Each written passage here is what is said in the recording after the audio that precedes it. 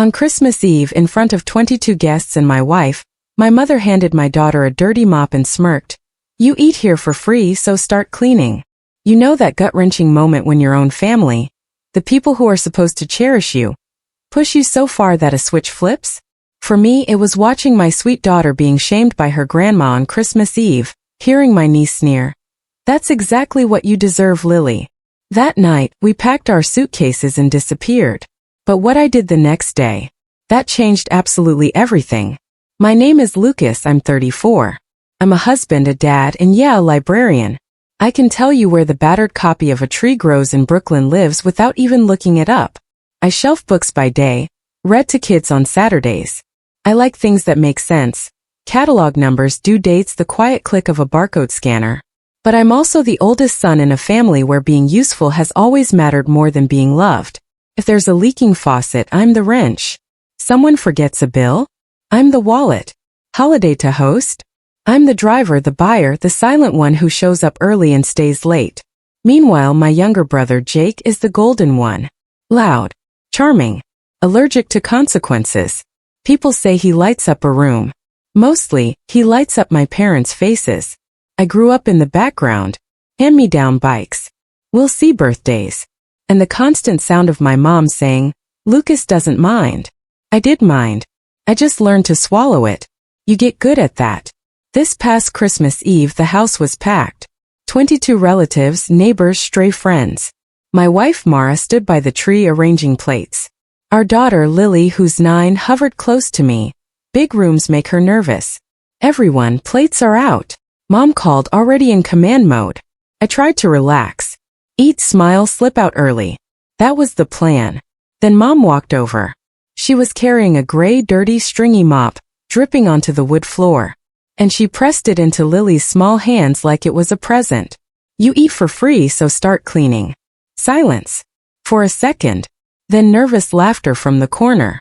My niece Kayla smirked. "That's exactly what you deserve, Lily." My throat tightened. I looked at Mara. Her eyes asked, "Did that just happen?" Lily just stared at the mop like it might bite. "Grandma, don't talk back." Mom snapped. "If you're going to keep coming here without paying for groceries, you can contribute. That's how family works." I heard my own voice, too calm, say, "She's 9. Someone coughed. Someone else muttered, "It's just chores." Across the room, Jake raised his beer like a referee who'd already made the call. "House rules, man." I took the mop from Lily. My mom smiled. Didn't reach her eyes. All at once I tasted metal. The room smelled like cinnamon and bleach. I told Lily to go sit with her mom. I told myself to breathe. That was the moment. The ugly little click inside me. Not a shout, not a scene. Just a clean, cold line I hadn't known I could draw. I put the mop down. And later that night, after the dishes and the fake hugs, in the drive home where no one spoke, we packed a suitcase. Mara folded pajamas. I grabbed Lily's library card and her stuffed fox. The zipper sounded like a decision. We disappeared into a quiet hotel on the edge of town. Lily slept between us. I stared at the ceiling and thought about a lifetime of Lucas doesn't mind. I minded. And the next day I proved it. I became a librarian because libraries were the first place I ever felt like a person. Not a chore list. Ms. Ortega at the Maple Street branch remembered my name. She handed me a library card and said, "This one's yours." I kept it in my sock for a week like treasure. Home was different. Mom had a way of making kindness transactional. "I made dinner," she'd say, handing me a plate, "so you can mow the lawn and take your brother to practice." Dad just nodded along with whatever kept the house quiet. Jake grew up spoon-fed a story. He's special. He's destined. I grew up with a different story. He can handle it. Money was always the weather in our house. Mom would call, say things like, "It's not a big deal," then list numbers. The light bill, the property taxes, the unexpected car repair she'd known about for months. I was 20 when she first asked for a small loan. $300. I was shelving paperbacks for $10.50 an hour, living on ramen. I said yes. Once you say yes, the script writes itself. Holidays? Could you cover the turkey? You make more now. Vacations? We can't go unless someone pitches in. Jake never had cash on hand, but he always had new shoes. He's networking, Mom said when I asked about it. You can't understand that, as a librarian. When Lily was born, I figured things would get better, or at least different. New baby smell, new start. Instead, the ask expanded. Baby shower? We'll host if you pay. Christening? We'll organize if you cover the brunch. Then the family phone plan. 48 months ago, Mom asked if we could add her and Dad temporarily. Just for a month or two. Then Jake. Then Kayla. I said yes because I could afford the extra $85. But the bill crept up. Streamers. Games. International charges from a weekend Jake took to Cabo. When I brought it up, Mom said, "You act like we're strangers." When I paused the streaming add-ons, she called me sobbing. "You disconnected your father's health app." He doesn't have a health app. He watches fishing videos. I tried to build boundaries. Small ones. Let me check our budget. I bought a plain ledger and wrote everything down. Dates. Amounts. To Mom, $300, $75, $200, $600. To Dad, $50, $50 gas money that never went to gas. To Jake, $120 for books that turned out to be a bar tab. I never charged interest. I didn't nag. I kept the ledger because the numbers steadied me. "Why are you writing that?" Mom once asked. "So I don't forget," I said. "You don't trust family?" I didn't answer. The truth felt dangerous. Mara saw the pattern early. Is this sustainable? Where's the line? I said things like, "It'll calm down." And "They're just stressed." I told myself that's what good sons do. Keep the peace. Keep the lights on. Keep swallowing. But Christmas Eve taught me something ugly and simple. If you don't set the price of your dignity, someone else will set it for you. So when Mom shoved that dirty mop at my kid and Kayla sneered, I saw the ledger in my head. Flip to a new page. Not red ink. Not revenge. Just a page with a single line stop. That night in the hotel, Mara lay awake. "We can't go back," she whispered. "I know," I said. "Not just to the house. To this. To the arrangement." I opened the ledger app. I didn't look at totals. I looked at dates. The last time I told my mom no was 12 months ago. Only once. Only once. Mara turned toward me. "What do we tell Lily?" "The truth," I said. "That we don't clean up disrespect." My phone buzzed. 12 texts from the family group thread. All about who left a spill and who took the wrong pie. Not one message about what happened to Lily. Not one. I put the phone face down. The next morning I made coffee in a paper cup. I thought about my library's quiet rules. No food. Use your inside voice. Treat materials with care. They're not about control. They're about respect. I decided to make our own sign. A boundary in plain language. And then I did the one thing I'd avoided for years. I opened the ledger and I turned it around. We went back to my parents' house around noon on Christmas Day. Mom had texted emergency. "Come now." I told Mara I'd keep it short. Lily brought her fox. I brought my ledger. And a calm I didn't recognize. 22 faces again. Wrapping paper drifted like confetti. Mom stood by the kitchen island. When she saw me, her jaw tightened. "There you are. You left without cleaning your dishes." Mara went still. Jake, feet on the ottoman, smirked. "Rough night, bro." I put the ledger on the counter and opened it to the first page. The paper made a crisp sound. "I'm here to talk about last night," I said, my voice steady. "And about a few other things." Mom folded her arms. "If you're about to make a scene on Christmas." "No scenes," I said. "Just facts." Kayla hovered behind Jake, eyes bright like it was a show. Lily squeezed my hand. I kept my tone even. "Mom, you handed my daughter a dirty mop and told her she eats for free, so she should clean. That won't happen again." Mom blinked, then recovered. "We all pitch in. You just don't like being called out." "Pitching in isn't the same as humiliation," I said. "And we pay for plenty." Jake snorted. "Here we go." He looked at the ledger. "What is that, homework?" "A record," I said. I read numbers out loud. "In the last 3 years we've covered the Thanksgiving turkey twice, the full Easter brunch once, 10 potlucks that weren't potlucks, and your family phone plan for 4 lines, plus 2 add-ons Kayla subscribed to, totaling $4,982.17. The room shifted. Chairs creaked. Someone turned the TV down. Mom's mouth flattened. You're being crass. I'm being clear, I said. Because clarity protects everyone. Here are our boundaries. I took a breath. My heart slowed. We're removing all non-essential charges from the phone plan today and transferring your numbers to your own account by the end of the week. We won't fund parties, potlucks, or surprise expenses. If we choose to bring something, that's a gift, not an invoice. We won't accept disrespect toward Mara or Lily as a condition of entry to this house. And we won't discuss our finances with you. Jake sat up. So you're cutting us off? I'm cutting off a pattern, I said. This isn't about revenge. This is about closure. Mom stepped closer. Closure? After everything we've done for you, after raising you, feeding you, keeping a roof over your head. You kept a roof over your head, I said softly. We were kids living under it. Kayla scoffed. He's sensitive. Mara's voice, quiet but firm, cut through. Enough. Mom pointed at Lily. Children help. That's how families work. Children help by learning, I said. You handed her a filthy mop in front of 20 people to make a point about who pays. That's not helping. That's shaming. Jake's smirk faded. You think you're better than us because you read books for a living? I don't think I'm better than anyone, I said. I think we deserve respect. Mom's face changed. The sweetness drained. If you walk out now, don't expect us to call. Don't expect favors. Don't expect a seat at this table. I'm not asking for favors, I said. I'm asking for peace. She laughed sharp. You won't last without us. I closed the ledger. We lasted while carrying you. We'll be fine setting it down. A long breath. No one spoke. The tree lights flickered. Lily's fingers loosened around mine. I lifted our coats. Mara helped Lily into hers.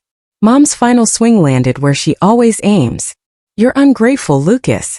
You and your little family eat for free and then judge. I looked her in the eyes. We've paid in money and silence. Both accounts are closed. We walked to the door. Dad finally said something from the recliner, without looking away from the TV. Don't do anything you'll regret. I paused. I won't. Outside, the air was cold and clean. There were no more words left to negotiate. Just choices. We made ours. We went home to a house that suddenly felt bigger. The suitcase sat open on the rug, half unpacked, like it couldn't decide which life to belong to. Lily watched cartoons with a seriousness that made me ache. Mara made cocoa and told me to sit. My phone lit up. Family thread. 14 new messages, then 22, then 57. I didn't open them. I put my phone face down and listened to the radiator tick. Then came the text. Mom, you embarrassed me in my own home. Mom, we raised you better. Mom, your daughter needs to learn to pull her weight. Jake, dude, the bill for this month is already paid, so don't be petty. Mom, if you disconnect the phones, your father won't be able to reach the doctor. Jake, bro, seriously. Why are you being a librarian about this? At 2:30 p.m., I opened the Carrier app and removed the streaming add-ons. At 2:31 p.m., a new text from Kayla. Why is Disney Plus gone? At 2:32 p.m., Mom. Unacceptable. At 2:33 p.m., me. We're transferring the lines this week. You'll have your own account. 3 dots. Then, so that's how you treat family. Mara touched my arm. You're doing the right thing. I nodded. My hands were shaking, so I did what I always do. I wrote. I opened a blank email. Subject line, our boundaries. I kept the tone boring on purpose, like a library policy notice. Hi Mom, Dad, Jake, and Kayla.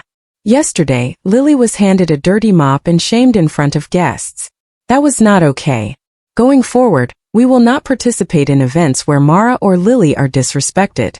We will not fund family gatherings, phone plans, or discretionary expenses. If we choose to give a gift, it is not repayment for something else. Requests for money will be declined. This is not punishment. This is a boundary. If these terms are respected, we're open to future brief visits in neutral spaces, park, cafe. If not, we'll step back. Lucas and Mara. I read it to Mara. She squeezed my knee. Send it. I pressed send.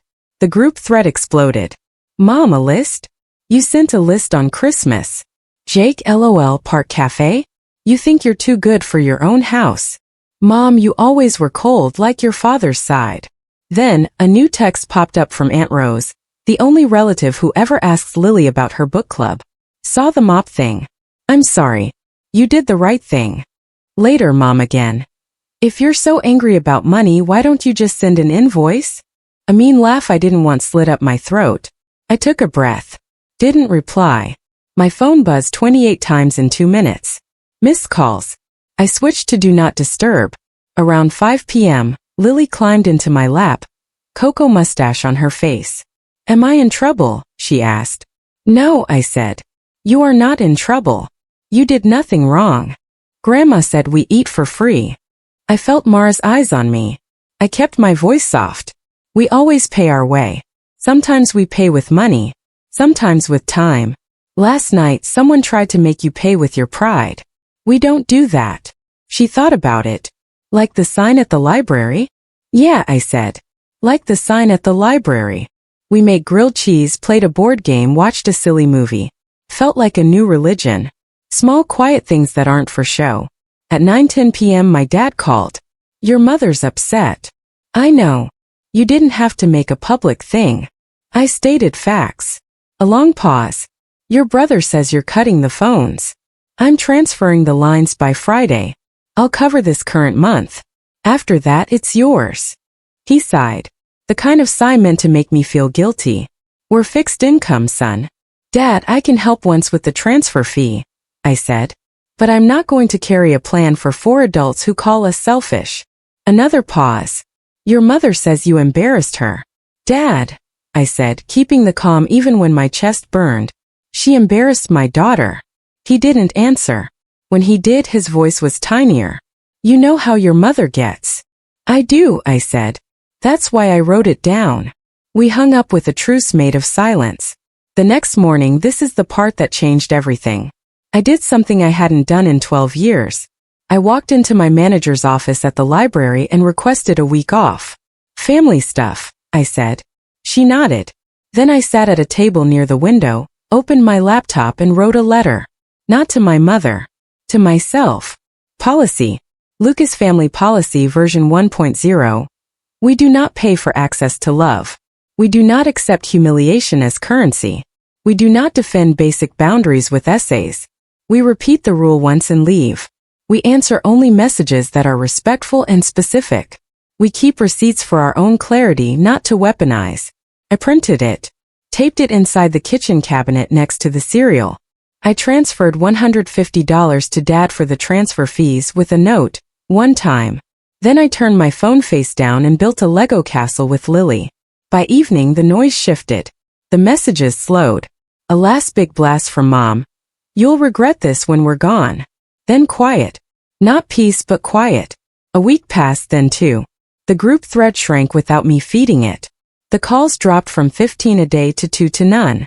Every time I doubted myself, I opened the cabinet and reread the policy. It didn't fix the ache, but it fixed my posture. On the 3rd Wednesday, Aunt Rose invited us to the park. No agenda. No strings. Lily ran with her cousins. Rose sat on the bench and said quietly, Sometimes your mother mistakes control for love. I nodded. Sometimes I mistake endurance for love, I said back. I kept expecting a big cinematic apology from my mother. It never came. Instead, a small thing happened that meant more. The library branch hosted family story time. At the end, each kid writes one thing they're proud of on a paper star and sticks it on a big blue poster. Lily wrote in huge letters, I said no to a mean thing and my dad backed me up. She stuck her star at the top. Hands high.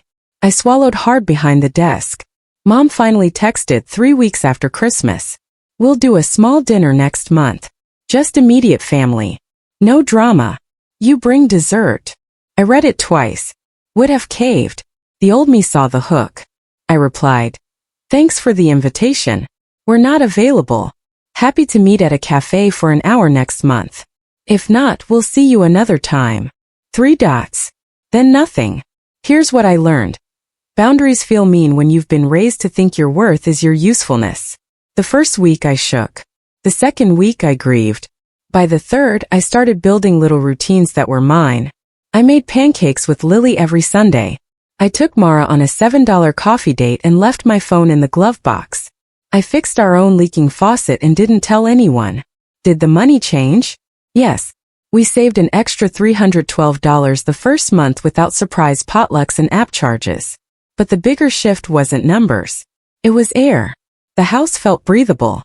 Lily's laugh was louder. Mara's shoulders dropped. Jake sent a final text in February. You went nuclear over a mop. I typed back. I went honest. He replied with an eye roll emoji. I didn't answer.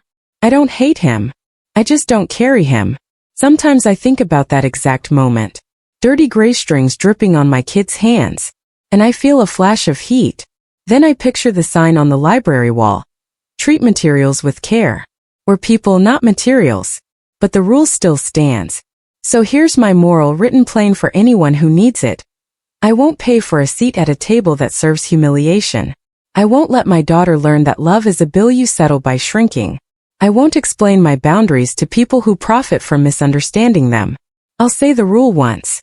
I'll leave when it's broken. This isn't revenge. This is closure. And tonight, when Lily asks for another chapter, and Mara passes me the cheap candle, and the house is quiet in the best way, I know exactly how to answer the next invitation that comes with a mop. Have you ever found yourself in a situation where you had to completely redefine what family means to you? What was your breaking point? I'd really love to hear your stories in the comments below.